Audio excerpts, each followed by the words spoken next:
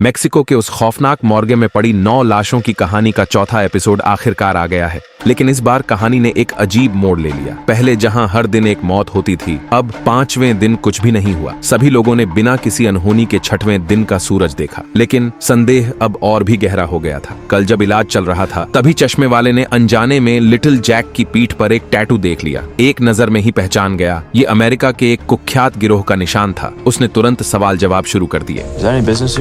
Like we said, Dan, everything's everybody's business. Jack की असलियत जानकर सबका शक अब उसी पर टिक गया था। वहीं दूसरी ओर सिग्नल भेजे जाने के बाद भी एक दिन बीत चुका था, मगर अब तक कोई भी सहायता नहीं आई थी। You think someone pulled the plug? Black guy ने शक जताया कि कहीं रेस्क्यू सिग्नल वाकई भेजा भी गया था या नहीं, क्योंकि फिलहाल उस सिग्नल डिवाइस की सही लोकेशन सिर्फ कुछ गिने चुने लोगों को ही पता थी। उधर गोल मटोल बहन फैटी सिस्टर जब सोने के बालों वाली लड़की से मिली तो अचानक पीछे हट गई। क्यों? क्योंकि वो नहीं चाहती थी कि उसकी मंगेतर को उसका अतीत कभी पता चले। उसने धमकी दी, अगर किसी ने उसके उस राज को गोल्डन हेयर गर्ल के सामने खोला तो वो कातिल बन जाएगी। लेकिन कहानी यहीं थमी नहीं। ऐसे में एना को कुछ गड़बड़ महसूस हुई। उसने देखा कि फैटी सिस्टर जंगल में बार बार कुछ खोज रही है। उसे यकीन हो गया कि वो जरूर कोई राज छुपा रही है। एना ने ये बात बाकियों को बताई कि जरूर उस जंगल में कुछ छुपाया गया है। जैसे ही रात आई, तेज बारिश शुरू हो गई और सभी लोग भीगते हुए उस टूटी हुई प्लेन के भीतर शरण लेने आ गए। पूरी तरह से भीगे हुए चश्मे वाले का अब गुस्सा फूट पड़ा, क्योंकि अब उसे साफ महसूस हो रहा था कि उस ग्रुप में ही कोई है जो उसे मारना चाहता है। उसकी रूह तक कांप उठी। उसी पल एना का ध्यान गया, जहां प्लेन के क्रैश होने पर छत में दरारें पड़ी थीं, वहां से पानी गिरने की रफ्तार बेहद धीमी थी। उसने अंदाजा लगाया, ऊपर जरूर कुछ है जो पानी के बहाव को रोक रहा है। सब लोग तुरंत छत को तोड़ने में जुट गए, मगर किसी ने ध्यान नहीं दिया कि उसी वक्त गोल्डन हेयर गर्ल फिर से अपनी भयानक हेलुसिनेशन में आ चुकी थी। और कहानी यहीं से और भी डरावनी मोड़ लेने वाली है। जैसे ही सभी ने छत को तोड़ा, उनके सामने ढेर सारी ड्रग्स का जकीरा था। ब्लैक गाय ने एक नजर में अंदाजा लगा लिया। $1,800 a kilo in Mexico, as much as $300 a gram in New York. इनकी कीमत कम से कम $30 मिलियन होगी। Price of coke on the street in New York. Was that one of your insurance investigations? लेकिन तभी उसके मन में एक शक उठा, अगर ये सब किसी के द्वारा जानबूझकर यहाँ छुपाया गया है तो क्या ये वाकई हथियारे की वजह हो सकती है? नहीं, क्योंकि इस ग्रुप में से किसी को भी इस बारे में कुछ पता नहीं था। अगर हत्यारा यही कारण है तो वो खुद मुसीबत मोल ले रहा है। तभी किसी ने गौर किया, गोल्डन हेयर गर्ल गायब हो चुकी थी। लिटिल जैक बेचैन हो उठा और उसे ढूंढने के लिए बाहर जाने लगा, लेकिन ब्लैक गाय ने उसे रोक लिया। तुम्हारा जाना बहुत खतरनाक हो सकता है। खुद गोल्डन हेयर गर्ल भी शायद खुद को ज्यादा सुरक्षित रख पाए। लेकिन क्रोधित जैक उसकी बात नहीं सुनता और गुस्से में बाहर निकल जाता है।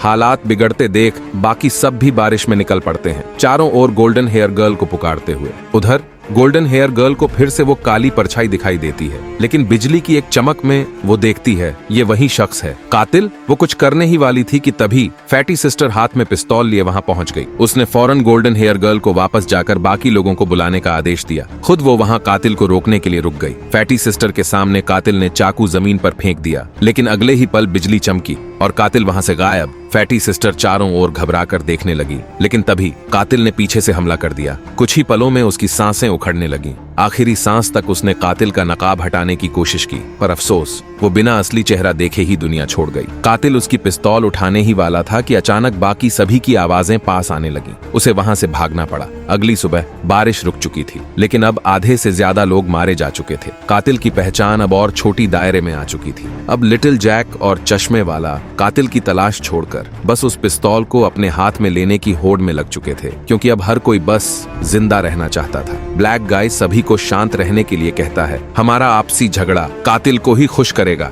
लेकिन तभी आन्ना अचानक उसकी तरफ पलटती है और कहती है, अब और मत छुपाओ। उसने अपनी जेब से गोलियां निकालकर सबके सामने रख दी। असल में आन्ना चोरी छुपे उस जगह पर वापस गई थी जहां फैटी सिस्टर ने कातिल के छिपने का जिक्र किया था। वहां न केवल उसने गोलियां और दूसरी बंदूक पाई, बल्कि एक सैटेलाइट फोन भी मिल गया। लेकिन फोन खोलने के लिए एक 5 अंकों का पासवर्ड चाहिए था। ब्लैक गाय ने माना कि बंदूक उसकी है, पर उसने कहा, सैटेलाइट फोन मैंने कभी नहीं देखा। उसने खुद को फेडरल एविएशन FA का सीक्रेट एजेंट बताया और कहा कि वो इस फ्लाइट के जरिए चल रही ड्रग तस्करी की गुप्त जांच कर रहा था। Come on, think it through, Sonia. If I wanted to hurt you, I could have shot every one of you one after another, and there would have been nothing you could have done. I took the bullets and I hid them in a pit along with my wallet, gun, and ID. After Carlos was killed, it was clear that one of you was a psychopathic maniac. So I didn't think it was a good idea having a rifle and live ammunition lying around. but I didn't drop any of them. Did you also get my wallet? My ID's inside. सबने तुरंत उसका wallet check किया, लेकिन उसमें कोई भी पहचान पत्र नहीं मिला। ब्लैक गाय ने घबरा कर कहा, जरूर कातिल ने सबूत चुरा लिए होंगे और ये सैटेलाइट फोन यहीं छोड़ दिया ताकि मुझे फंसाया जा सके। पर अब लगातार झूठों ने सबका भरोसा तोड़ दिया था। गुस्से में लिटिल जैक ने उसकी पिटाई शुरू कर दी।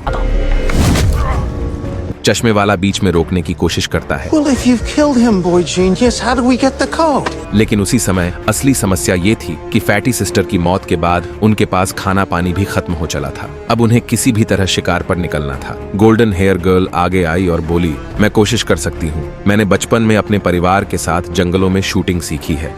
Never told me that. You never asked. उधर बंधे हुए ब्लैक गाय ने एक बार फिर आन्ना को समझाने की कोशिश की। सोचो, कातिल वही हो सकता है जिसके पास अब बंदूक है, और वो है लिटिल जैक जिसके पास पहले से आपराधिक रिकॉर्ड है। फिर उसने दूसरा शक जताया। कल रात जब पहली बार हमला हुआ, सबसे पहले प्लेन से बाहर कौन भागा था? चश्मे वाला। उसके पास सबसे ज्यादा मौका था, लेकिन इस बार आन्ना ने उसकी बातों पर कोई ध्यान नहीं दिया। उसकी आंखों में अब भरोसे की जगह सिर्फ संदेह था। हार कर ब्लैक गाय ने उसकी सबसे गहरी दुखती रग पर वार किया। उसने बताया कि आन्ना का बॉयफ्रेंड भी ड्रग ओवरडोज से मरा था और वो खुद ड्रग डीलिंग में शामिल था, यानी कहीं ना कहीं आन्ना भी इस केस का हिस्सा बन चुकी थी। यह सुनते ही आन्ना का दिमाग सुन्न हो गया। वो अब किसी पर यकीन नहीं कर पा रही थी। तभी लिटिल जैक गुस्से से बोला, अब इसको जबरदस्ती ही बोलने पर मजबूर करना पड़ेगा। लेकिन इतनी बड़ी मुसीबत के बीच भी आन्ना अब तक सिग्नल ट्रांसमीटर को चेक करने नहीं गई थी। आखिरकार फैसला हुआ, अब दो तरफा कार्रवाई होगी। एक ग्रुप जाएगा पहाड़ की चोटी तक सिग्नल जांचने, और जो ड्रॉ में छोटा पर्चा निकालेगा वो बचेगा पीछे और ब्लैक गाय से जबरन सच उगलवाने की कोशिश करेगा। किस्मत की मार देखिए, चश्मे वाले का ही छोटा पर्चा निकल Is आया। somebody gonna leave me a gun? You're on your own, Kevin. You're safe.